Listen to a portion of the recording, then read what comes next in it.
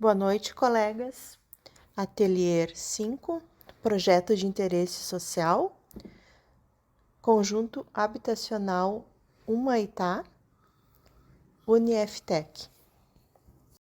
Integrantes do projeto: Andressa Ferreira, Maria Tereza, Rosângela e Savana Fragoso, com coordenação do professor Leonardo Corá. O arquiteto, ordenando formas, realiza uma ordem que é uma pura criação de seu espírito. Pelas formas afeta intensamente nossos sentidos, provocando emoções plásticas. Pelas relações que cria, ele desperta em nós ressonâncias profundas, nos dá a medida de uma ordem que sentimos em consonância com a ordem do mundo, determina movimentos diversos de nosso espírito e de nossos sentimentos. É então que sentimos a beleza. Le Corbusier.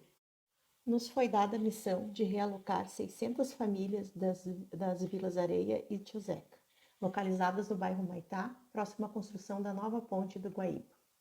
Então partimos da escolha do sítio, considerando a proximidade do local da comunidade a ser realocada, preservando os laços afetivos e criando ao mesmo tempo um laço de confiança para o nosso projeto, a partir de nosso pensamento em trazer o melhor para essa comunidade carente de moradia. Usamos a força do bem-estar, o parque existente em frente aos lotes. Porém, tivemos diversos debates acirrados quanto à nossa escolha e uma principal preocupação foi a densidade de habitantes para um espaço tão restrito.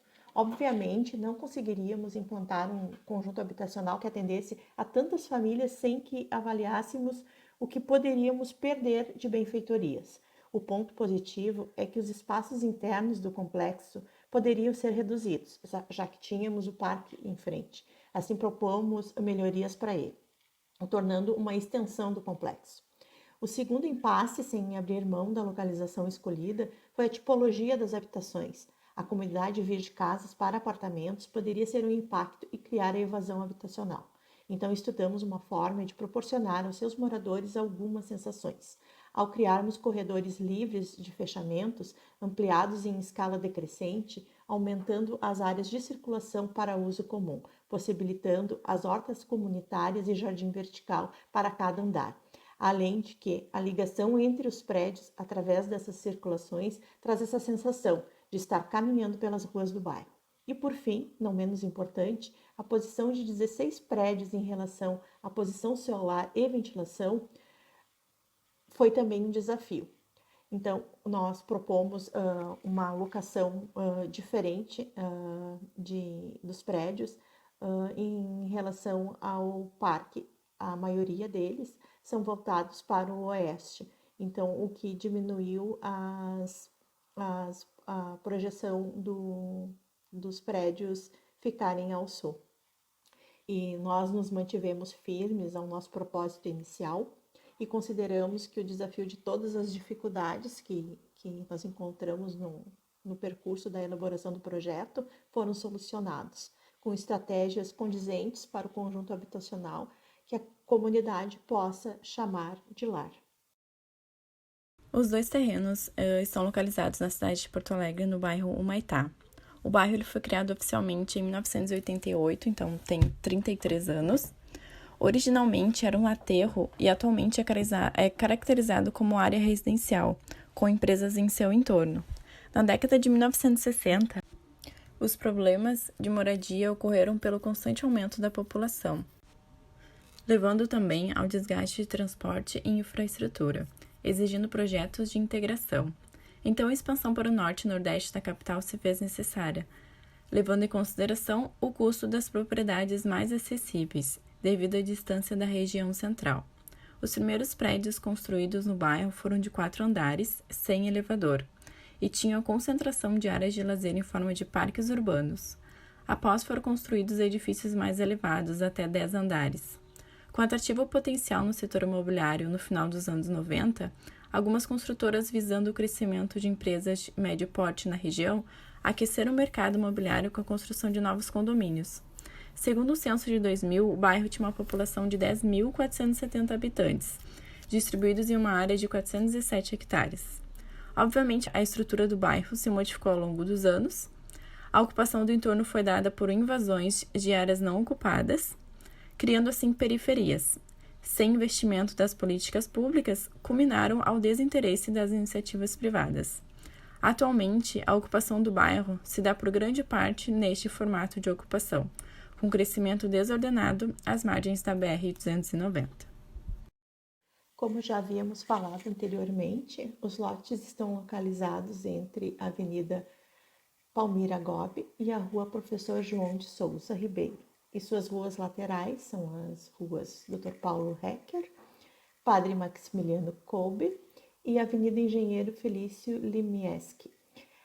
A escolha do sítio considerou a existência do Parque Mascarenhas de Moraes, inaugurado em 82 com 18,2 hectares, com área de lazer e recreação. E outro ponto considerado é a preservação permanente, o que proporciona uma melhoria no clima do entorno. O parque de uso misto é um convite à comunidade. Além de estarem em uma localização estratégica da conexão com a natureza, a região também possui proximidade com equipamentos importantes, como supermercados, lotéricas, farmácias, ponto de ônibus, padaria, academias e entre outros.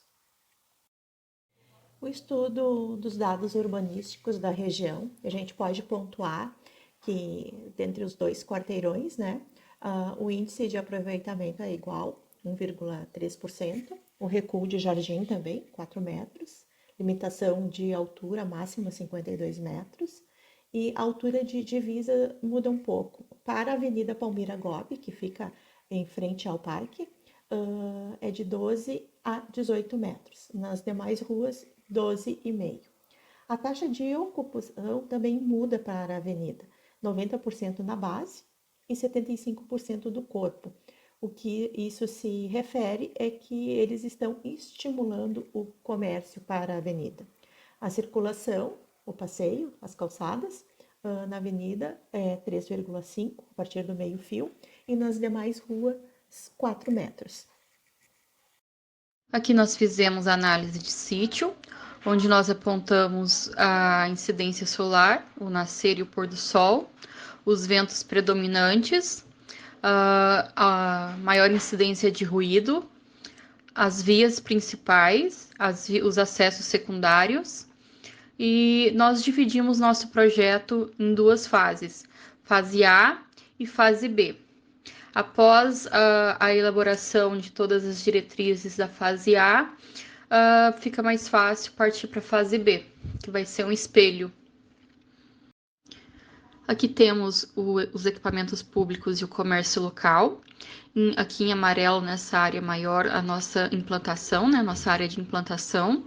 Nós podemos ver que nos equipamentos públicos temos muitas escolas, temos o batalhão de polícia, temos a unidade de saúde. A área tem bastante praças e parque. E isso influenciou bastante na nossa escolha do terreno. No comércio local também podemos apontar uma grande variedade, farmácia, lotérica, supermercado, restaurantes, estética, academia. Então, nós tivemos a preocupação em realocar essas famílias para um lugar que elas tivessem mais facilidade, porque com o comércio local próximo, com equipamentos públicos próximos, nós viabilizamos também a locomoção dessas pessoas. No levantamento de dados sobre o gabarito das edificações da região e o seu entorno, nós observamos a predominância de construções de até 2 pavimentos. Ao norte do mapa, concentram-se as edificações com 4, 5 ou mais pavimentos, que resultam num grande impacto no que se refere a trânsito de automóveis e circulação de pedestres durante os horários de pico no local. Em relação à ocupação do solo, ao analisar o mapa, nós verificamos que as quadras residenciais ela possui um maior número de cheios do que de vazios, onde parte das áreas edificadas estão localizadas ao norte da área de intervenção. Já as quadras ao sul, elas se destinam normalmente a áreas comerciais e possuem mais vazios do que cheios, devido às quadras serem ocupadas com estacionamentos abertos e muitas edificações também são grandes galpões em formatos retangulares. A região ela é bem servida em relação ao transporte público, com pontos principalmente na Avenida Antônio Jacob Renner, mais conhecida como Avenida J. Renner, e também na Avenida dos Estados, que dá acesso ao centro da cidade e também a diversos outros bairros. O bairro também ele fica a aproximadamente 1 quilômetro da estação Anchieta. Em relação ao uso predominante do solo, nós observamos que a maior parte da ocupação do solo é de uso residencial, com comércios variados próximo à área de intervenção e pouco uso misto. Há uma grande quantidade de áreas verdes no entorno do terreno, como, por exemplo, o Grande Parque Mascarenhas de Moraes, localizado em frente ao terreno, que, no caso, ela permite uma melhor qualidade de vida aos moradores da região. E observamos também que a maioria das áreas residenciais elas possuem uma área verde no centro das suas quadras, como a gente pode observar no mapa. Em azul no mapa são as edificações de uso residencial, em laranja são as de uso misto, podemos observar que são poucas. Em roxo são as áreas comerciais, de uso comercial. Podemos observar que no entorno mais imediato do terreno, a maioria é de uso comercial. Em amarelo é uso escolar, também são poucas no entorno. E em verde, a área verde do Parque Mascarenhas, que se destaca, e no centro das quadras residenciais. E em rosa, é de uso religioso. Fofa, forças, fraquezas, oportunidades e ameaças. Aqui nós apontamos as principais características do nosso terreno, né? Então, forças, a principal força é que ele fica próximo do ponto de realocação, né, das famílias. Ele tem proximidade com praças e locais arborizados, transporte de fácil acesso, atrativo comércio local, vias adequadas para comportar mais tráfego, né? Em fraquezas, né, nós apontamos que tem um espaço reduzido, então nós não conseguiríamos realocar todas as famílias, mas a nossa pretensão é realocar o máximo de família com o máximo de conforto que elas merecem, né? Então, a escolha de tipologia também, diferente do que as famílias estão realocadas, isso foi um desafio para a gente. Em oportunidades, nós temos que a inclusão social em local com mais equipamentos e públicos e comércio local, local apropriado para o uso de tecnologias sustentáveis, né, como, por exemplo, energia solar, remanejo de famílias em situação insalubre. Em ameaças, nós temos a falta de segurança devido a terrenos baldios, né, e os ventos predominantes. Aqui nós temos as principais diretrizes do nosso projeto, que foi a localização. Nós priorizamos locais próximos da realocação. O que nos chamou a atenção foi a proximidade do parque, né? Nós priorizamos diferentes atrativos já existentes, a densidade populacional, né? Local que comportasse, as tipologias habitacional, uma tipologia adequada, posição solar e ventilação, que influenciou na disposição das nossas tipologias. Em meio a tantos sentimentos neste estudo preliminar de projeto, posso afirmar que a melhor escolha e ensinamento para a vida é sempre se colocar no lugar do outro. Então, nós vamos falar um pouquinho do nosso conceito. Sem romantizar a pobreza e a falta dos recursos básicos de habitação, após inúmeros projetos referenciais vistos de habitação social, as reflexões sempre nos ajudam a criar preocupações. E a pergunta principal surgiu: como atender verdadeiramente uma comunidade tão carente? Entre nós, sempre tivemos a mesma percepção e pensamento: inclusão. E também o pensamento da falta dela. Não pensando em oferecer o mínimo, simples subterfúgio, concluímos que na maioria dos casos, apresentar o mínimo seria satisfatório, frequentemente visto por nós. E a comunidade já se daria por satisfeita, afinal, de onde mesmo elas vêm? E este é o pensamento da maioria das pessoas. Mas pensando firmemente no nosso propósito inicial incluir e demonstrar o quão importante essas pessoas são e que esta conquista traz com ela dignidade. E não é só sanar um problema de moradia, é criar um ambiente que elas possam chamar de lar.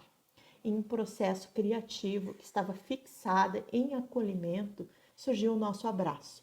Cuidado mútuo, uma maneira que encontramos em dizer que tudo vai ficar bem. A cidade está olhando para vocês, nós também estamos.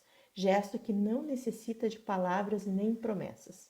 E assim externamos nosso sentimento, nossa vontade em abraçar, através dos corredores que envolvem a forma inanimada. Abraço que está à espera da vida, da cor, dos sorrisos, dos laços afetivos, do olhar do bairro e da cidade. Uma das nossas principais referências foi esse projeto de habitação de interesse social em Frankfurt, o Terrace House. Ele foi projetado para incentivar as trocas interpessoais e celebrar a vida em comunidade. Pensando nisso, os espaços do projeto se desenvolvem a partir de um pátio coletivo, para onde se voltam as varandas verdes escalonadas do Terrace House. Ao criar esses pequenos pátios suspensos em frente a cada um dos apartamentos, o edifício deixa de ser um objeto isolado e passa a ser uma extensão dela. Uma segunda referência seria o edifício de uso misto 6A Lotte, que está localizado em Paris. Ele conta com um conjunto habitacional, uma creche-escola e um mercado. O principal objetivo de escolhermos esse projeto de referência seria o objetivo principal do projeto, que é o aproveitamento máximo do sol nos pátios. E uma coisa muito interessante também é que eles posicionaram os edifícios maiores para que ao meio-dia eles fizessem sombra nos pátios da escola. E algo também bem interessante seria o conceito principal do projeto, que seria buscar a verdade da construção, demonstrar a simplicidade e transparência da estrutura e elementos técnicos do edifício. Através das referências, nós também buscamos ações sustentáveis para compor o nosso repertório. Então, em materialidade, nós trouxemos o tijolo ecológico, né, que, entre tantas vantagens, ele polui menos o meio ambiente, pois não precisa ser cozido em forno, ele gera poucos entulhos, maior durabilidade, pode ser até 6 vezes mais resistente, tem um ótimo isolamento termoacústico, a rapidez na construção também, o acabamento mais fino, melhor distribuição de cargas na estrutura, ele facilita a instalação elétrica e hidráulica, reduz cerca de 80% em cimento e 50% em ferro, e diminui até 100% em madeira para formas e pilares. Ele diminui também as cargas que chegam na fundação e proporciona também uma economia na infraestrutura. A energia solar também, né, que é uma energia limpa, renovável e sustentável, silenciosa, uma fonte gratuita. A horta comunitária vertical também, que influenciou bastante no nosso layout, que além de ganhos individuais, como ter alimentos frescos, livres de agrotóxicos e com garantia de procedência, também nós temos os ganhos coletivos, né, que envolve a comunidade e aproxima os vizinhos, auxilia na educação ambiental, estimulando e minimizando a produção de resíduos, né, na reciclagem e compostagem. Empodera as pessoas e estimula a organização comunitária, pois envolve a tomada de decisão compartilhada, a resolução de problemas, negociações, arrecadação e distribuição financeira, entre outras coisas. Outras ações também, como o uso de pré-moldados, piso permeável, tá? A captação de água pluvial, que é algo que nos chamou muita atenção por ser uma atitude ecologicamente responsável, pois permite o aproveitamento da água da chuva em vez de utilizar, né, nosso precioso recurso hídrico. Ela pode ser instalada em qualquer ambiente, rural ou urbano, casa ou apartamento, representa uma economia de até 50% na conta de água, que seria muito importante para uma comunidade, né? Possui diferentes capacidades, ajuda a conter enchentes ao armazenar parte da água que, caso contrário, iria para os rios, né? Aqui em Porto Alegre a gente sabe que a gente tem bastante problema quanto a isso. Diagrama da forma. Aqui temos um diagrama que explica as estratégias adotadas, né, durante a fase do projeto que fizeram, né, chegar à forma. Nada foi escolhido por acaso, né, não é aleatório. Esses diagramas nos ajudam a explicar melhor o processo e o pensamento usado no projeto, que embasam as escolhas quanto à criação e a transformação das formas. Nós temos então ali a primeira imagem, que é um prisma inteiro. Depois nós dividimos em 2 blocos. Tivemos um deslocamento ali na terceira imagem, né, desses 2 blocos, permitindo criar aquele espaço ali de estacionamento entre eles.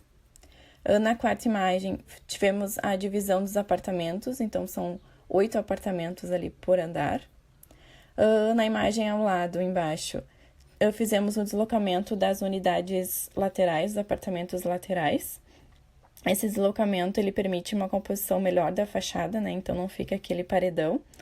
E também proporciona uma melhor distribuição dos ventos. O vento, ele não fica canalizado ali. Então, ele bate ali nas paredes e tem uma circulação melhor. Na penúltima imagem, temos o acréscimo de mais 3 pavimentos. Então, totalizando, ficam 32 apartamentos por unidade. E na última imagem, nós temos o acréscimo das circulações, as verticais e as horizontais. Então, essas circulações aí horizontais, elas permitem, né, essa conexão entre esses 2 blocos, né? E também temos representado em vermelho a circulação vertical. Diagrama de áreas. Aqui temos um isométrico explodido, representando as áreas de humanidade, a divisão. Em azul, temos a área de serviço, né, que é a cozinha. Em vermelho, temos a área social, que é a sala de estar e jantar. Em amarelo, a área íntima, que são os dormitórios e os banheiros. E representado na cor verde, temos a circulação vertical. Então, a gente consegue ver bem detalhado, né, como funciona a distribuição, a divisão das áreas. Podemos observar ali que a área íntima, né, que são os dormitórios e os banheiros, todos a fachada, né, possuem ventilação natural, então tem janelas, né, permitindo aí a entrada de iluminação e ventilação natural. E o último diagrama, também temos um isométrico explodido, com a planta baixa do térreo à esquerda e a planta do segundo, terceiro e quarto pavimento à direita. Aqui temos a planta de implantação da fase A. Conforme a legenda, podemos verificar bem no centro da planta possui uma praça, né? Ao lado, uma quadra esportiva. No número 3, temos as unidades habitacionais. Neste terreno, nós temos 8 unidades, cada uma com 32 apartamentos, totalizando 256 apartamentos. Representado na cor azul, ali no número 4, temos o comércio. No número 5, circulação de pedestres. Número 6, representado na cor preta, a circulação de veículos. E no número 7, que fica bem no centro ali entre os blocos, temos as vagas de estacionamento. O lote possui uma área total de 17.672 metros quadrados. Aqui é o zoneamento do nosso conjunto. Em amarelo, a gente pode ver a nossa circulação vertical. Em rosa, a circulação horizontal do conjunto, as unidades habitacionais representadas em vermelho. No centro das unidades habitacionais está o estacionamento representado em roxo. As unidades de comércio são essas em laranja. E ao centro do conjunto ficará a área de lazer e área verde. Aqui nós mostramos como vão funcionar os acessos ao conjunto. As setas em laranja, elas representam fluxos de pedestres. As setas em azul, o fluxo de veículos que poderão acessar os estacionamentos no centro dos conjuntos. E as setas em rosa, ela mostram fluxos de veículos que vão para o comércio, que elas podem entrar e sair por essa mesma rua. E aqui ao lado nós estamos mostrando como vai funcionar a circulação de cada edifício. A circulação vertical, representada em amarelo, são as escadas para acessar os pavimentos. E a circulação horizontal, representada em rosa, é a circulação horizontal para acessar os apartamentos. Aqui nós estamos representando como ficaria a nossa grelha estrutural. ela seguiria uma forma retangular e irregular, com proporções diferentes e vãos nos eixos verticais entre 4 e 3 metros, e nos eixos horizontais seriam de 2, 4 e 5 metros. No estudo preliminar, nós temos a setorização dos ambientes, né, dos apartamentos. Então, todas as torres são compostas por 4 pavimentos. O prédio é duplicado no mesmo formato e unificado por seus corredores externos. O pátio criado entre eles proporcionou estacionamento privativo para 16 veículos, incluindo uma vaga PNE. Através de seu formato, criamos unidades com área total de 45 e 56 metros quadrados em 3 tipologias. Todos os ambientes possuem ventilação natural. Ainda propomos que nas unidades de maior área possamos ampliar a área social devido ao material escolhido para o fechamento interno. No estudo para o térreo dos edifícios, em cada bloco possui 2 unidades para o atendimento de moradores idosos com comorbidades, atingindo um total de 64 apartamentos nos 2 lotes. Para os pavimentos superiores, adotamos para as unidades laterais a metragem de 45 metros quadrados, compondo uma planta mais ergonômica com um banheiro. Para as unidades ao centro, replicamos a planta do apartamento tipo 2 do andar térreo. Assim, apresentamos um espaço bem distribuído, com 2 banheiros e 3 dormitórios. Contextualizamos a intenção, através do material usado no fechamento interno, a opção de uma 4ª tipologia, com a possibilidade de ampliação do espaço social. Aqui nós tentamos racionalizar as instalações hídricas, né? Então, nós deixamos os banheiros o mais próximo possível, né? Espelhado. As cozinhas também dos apartamentos ao meio, elas são espelhadas. Isso traz uma economia na construção. Nessa tabela podemos entender melhor a composição de cada apartamento e um comparativo, né, entre elas. No tipo 1, PNE, ele tem 56 metros quadrados, sala de estar, cozinha, 2 dormitórios e um banheiro. No tipo 2, 56 metros quadrados, né, sala de estar, cozinha, dormitório, 3 dormitórios e 2 banheiros. No tipo 3, 45 metros quadrados, sala de estar, cozinha, 2 dormitórios e um banheiro. Aqui nós temos alguns dados importantes, né? Nós fizemos o levantamento da quantidade de tipologias. Então, nós temos 12,5% de apartamentos tipo 1, 56 metros quadrados PNE. 50% representa a tipologia tipo 2, de 56 metros quadrados. 37,5% a tipologia de tipo 3, 45 metros quadrados. Na fase A, nossa proposta são 16 blocos, então teríamos no total 32 apartamentos do tipo 1, 128 apartamentos do tipo 2 e 36 apartamentos do tipo 3, somando um total de 256 apartamentos. Também fizemos um cálculo da quantidade de metro quadrado, né, para comparar a circulação com a quantidade total de apartamentos. Visando um melhor entendimento, né, nós já fizemos um pré-lançamento, nós colocamos à disposição dos móveis, né, então a gente pode conferir melhor como seria a circulação, a quantidade de móveis que caberia em cada cômodo, né.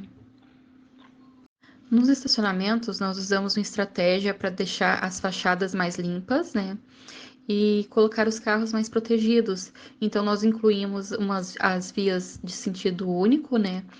E ganhamos espaços entre os prédios. Para cada 16 apartamentos, nós temos 8 vagas. Dessas 8 vagas, uma é PNE. Então, ao todo, nós temos 16 vagas PNE, que representa 11% das vagas. 112 vagas, né? 79%. E nós também deixamos vaga para o comércio, representado em vermelho, até para poder atrair o pessoal a frequentar, a facilitar, né, o pessoal para frequentar esses locais. Então, nós deixamos 10% das vagas para o comércio.